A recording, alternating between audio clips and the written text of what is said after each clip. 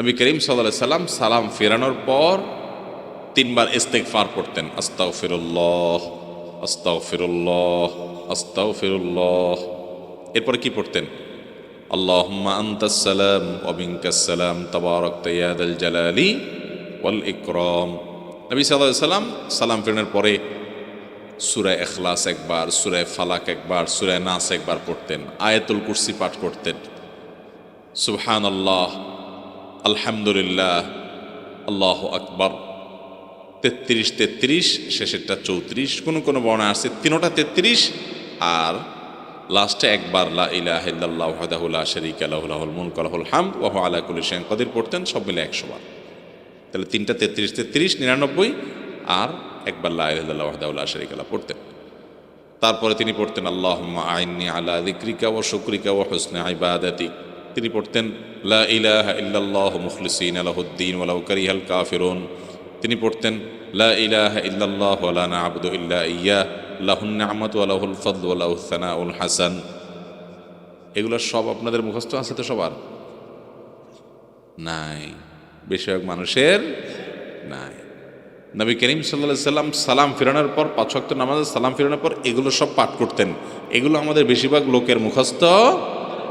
আমরা ওই রেডিমেড মুনাজাত শিখছি, রেডিমেড মুনাজাতটা আমরা ভালো জানি, কিন্তু এই দোয়া জিকির দুরুদ যেগুলো নবী করিম সাল্লাল্লাহু আলাইহি ওয়াসাল্লাম সবসময় পড়তেন, পৃথিবীতে একজন আলেমও পাওয়া যাবে কিনা সন্দেহ যে এটার ব্যাপারে সন্দেহ করে, কারণ সব হাদিসে আছে যে নবী সাল্লাল্লাহু আলাইহি ওয়াসাল্লাম এগুলো পড়তেন। যেগুলো নবী করিম সাল্লাল্লাহু আলাইহি ওয়াসাল্লাম পড়তেন সেগুলো আমাদের জানা নাই, সেগুলো আমাদের জানা না। আমরা জানি রেডিমেড মুনাজাত। ভাইরা আমার, নামাজের পরে দোয়া কবুল হয়।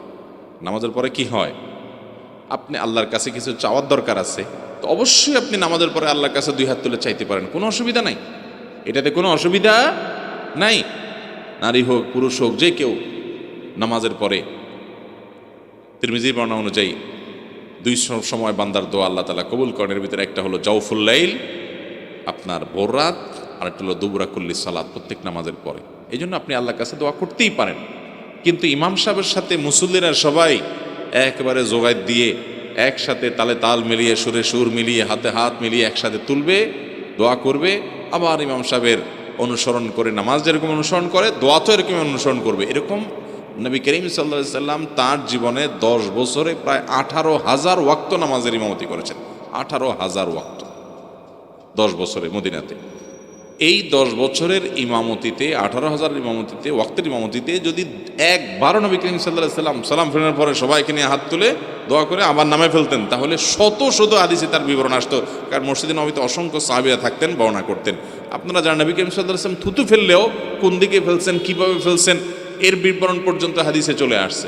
তার একান্ত স্ত্রীর সাথে কৃত আচরণ, সেগুলোর বিবরণ হাদিসে চলে আসছে।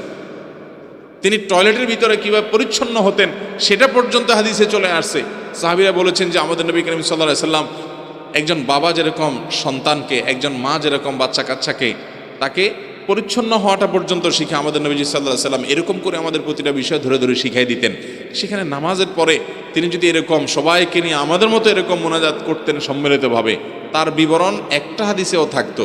অথচ এরকম একটা হাদিসে পাওয়া যায় না যে নবী করিম সাল্লাল্লাহু আলাইহি সাল্লাম 5 ওয়াক্ত নামাজের পরে সালাম ফিরায় সবাইকে নিয়ে হাত তুলছেন, আবার উনি নামাইছেন, সবাই হাত নামাইছে।